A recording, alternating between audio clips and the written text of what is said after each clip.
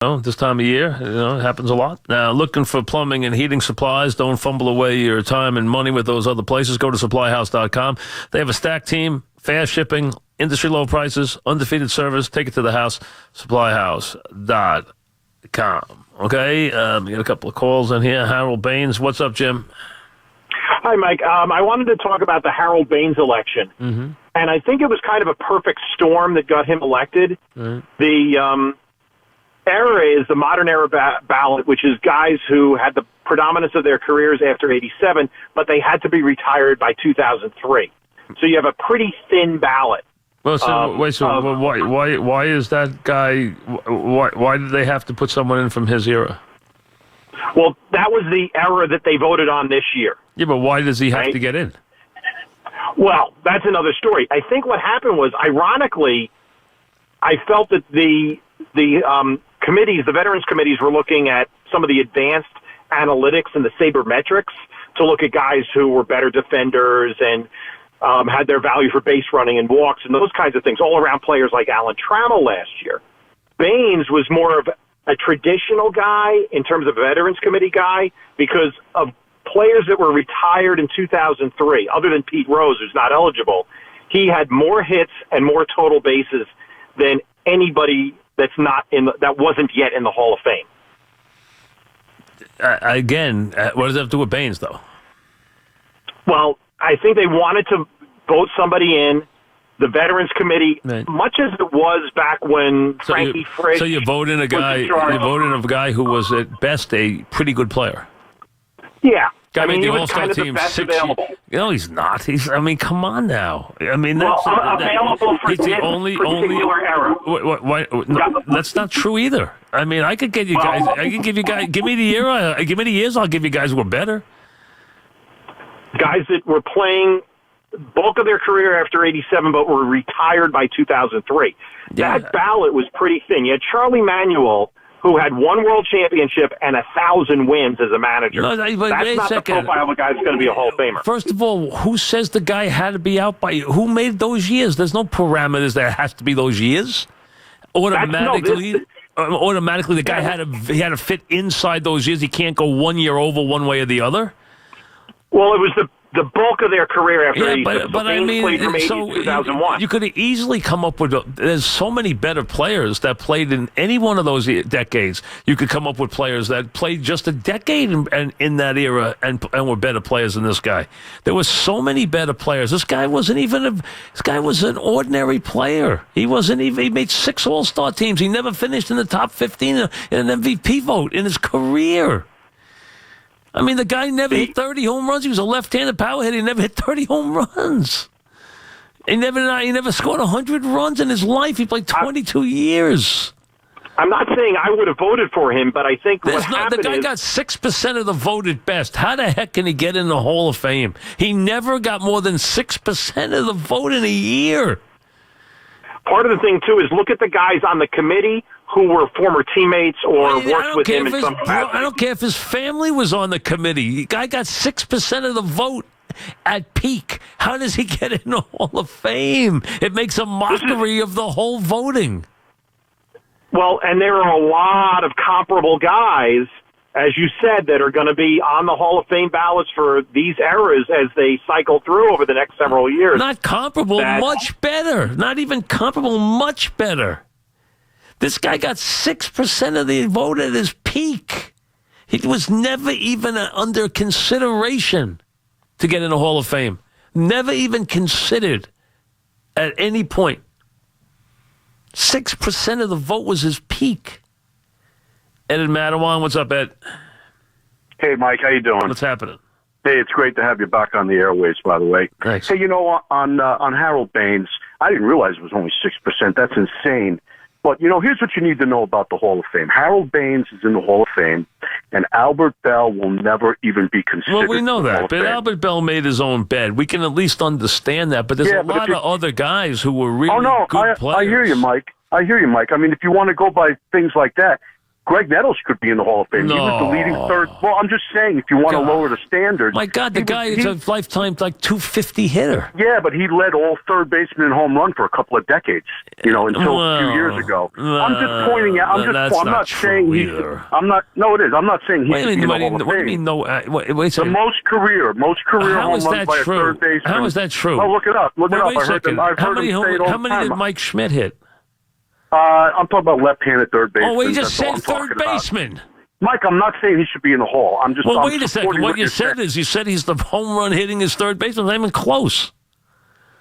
Come on now, Chipper Jones, a switch hitter, hit 1 million home runs, and he's in the Hall of Fame. Mike Schmidt. I mean, come on. Greg Nettles wasn't close. I mean, those guys hit 500 home runs. Chipper Jones hit almost 500 home runs. Mike Schmidt, I mean, come on. Greg Nettles hit 300 home runs. He wasn't even close to that. Greg Nettles was a nice player. He wasn't a Hall of Famer. He's a great fielder. But he wasn't a Hall of Famer. Hey, a lot of people thought they stretched when they put Brooks in. And Brooks was incredibly clutch, the greatest third baseman of all time, and played 24 years, so he wound up with some compiling stats. Did win an MVP in 64. The bottom line is, a lot of people didn't like Brooks getting in. And Brooks was Mr. Oriole and one of the great clutch players of all time. Tad in Waterbury, what's up, Tad? Hey, Mike, thanks for taking my call. What's happening? Sweeney said earlier that Tony LaRussa, who's on the committee, who managed both those players, probably had a lot to do with them getting in. So if you could get somehow LaRussa, it would be great radio. But great radio would be ridiculous. I mean, the bottom line is I don't care if Tony... You'd be arguing with him. Well, yeah, but you know what? Tony would have to back down because there's no way... There's no way. If his point is I want to put a good guy in, okay. But your point is the guy got 6% of the vote. That should nullify you from ever being considered when the most you could ever get when you were an active and eligible for being enshrined was 6%. I mean, see if Mons can get him on the radio. Well, I don't know where Tony is today. You know what? The bottom line, and I don't know yet that Tony put him in the Hall of Fame. I don't know if it was Tony who put him in. I'm not sure if that's true. I'd have to research whether that was true or not before I blame Tony LaRussa for this. But this makes baseball look bad. It makes the Hall of Fame look ridiculous because you're also basically nullifying the guys and their regular ballots by saying, we don't care about your regular ballots. If you put a guy in, you give a guy 6% of the vote, we can still vote him into the Hall of Fame. How can they vote in a guy who only got 6% of the vote? Joe in Jersey, what's up, Joe? Hey, Mike, how you doing? Good. I was going to ask about Albert Bell. No, listen, but one thing about Albert Bell, though. I was going to ask something else, though, too. Albert Bell was the meanest, nastiest, SOB who ever came down the pike. He made his own bed. We all know how great he was, but that's why he's not in, because he did a lot of lousy things. But you agree based on merit alone? Not even close. Not even close. Okay. And then the other thing I wanted to ask, I understand you said defense doesn't get you into the Hall, but can't you agree that 11 Gold Gloves is a little better than being a good defender? But it's an offensive position. You can't go in there and 11 Gold Gloves. The only position that gets you into the Hall of Fame. There's only two positions you get in defensively: catcher and shortstop. There's no other position you get into you don't get in center field. You don't get in at first base. You don't even get in at third base. Brooks Robinson maybe did because he was Brooks Robinson. Okay. Mazeroski got in with his glove because the people, and he doesn't belong in the Hall of Fame. He got in because they loved him and the Veterans Committee put him in. He didn't belong in the Hall of Fame, and he got in with his glove, but he didn't belong there. But you can't put first baseman in. Listen, at first base, you either are going to have to be fish or foul. You're either going to have to hit 330 or hit 500 homers. You can't do neither and then be a first base candidate. It's not going to work. Not at first base because it's too much of an offensive position. There's too many good players. That's why. And listen, Keith's the best defensive. No players with 11 Gold Gloves, though. I understand. Is anyone even close? I don't know who has the second most at first base. There were other great first basemen. No question about it. But Gil Hodges was considered to be an all-time great fielder and had big-time offensive numbers and isn't in the Hall of Fame. I mean, so he was a great fielder. There were plenty of great fielders. And listen, I agree Hernandez is the best fielder ever, but Hernandez's offensive numbers aren't good enough. I mean, let's be fair. And what would he hit? 296? 296. But he was not a power hitter. So if you're not a power hitter, you can't hit 296. You got to hit 315. Now, if you get 3,000 hits, you're in. You understand that? Mm-hmm. You get 3,000 hits, you're in. That's just the way it works. I mean, if you get 3,000 hits, it takes away everything. You're done. That's it. You're in. You get it. You automatically get in. That's just the way it works.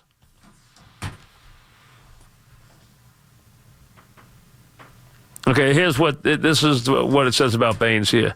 Baines gained election largely on the fact that he had 2,866 hits, but he played 24 years. He didn't even hit 290. Right? What do you have, 280 something? 288? 287? 289.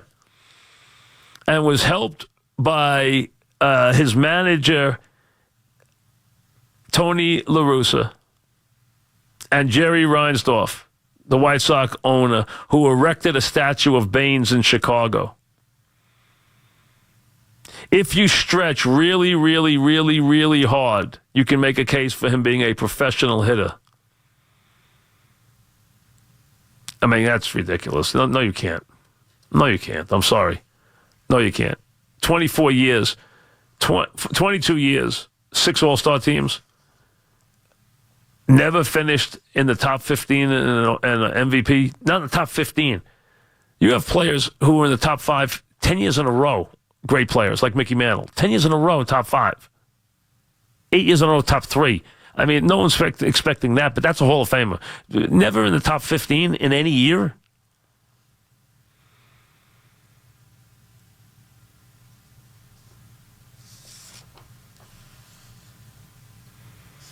I mean, it's just the thing is that if you put Baines in, how do you leave out so many better hitters? How do you leave out Rusty Staub? How do you leave out Al Oliver? You know, Don Mattingly, Dave Parker, Dale Murphy, Richie Allen, Albert Bell. I can go down the line. And forget the guys with the steroids. I'm not even getting to them. But, I mean, come on. If you're going to put this guy in the Hall of Fame, let's everybody in the Hall of Fame. There's no justification for putting this guy in the Hall of Fame. I mean, there's not even any. And the idea that he never got more than 6% of the vote speaks volumes. He never even got 10% of the vote in a given year.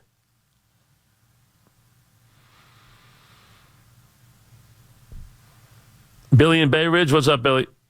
Hey, Mike, I remember Harold Baines more from broadcasting, but who's Lee Smith? Harold Baines was a good hitter. I mean, I remember him for years. He's a good, nice left-handed hitter, but he wasn't a great player.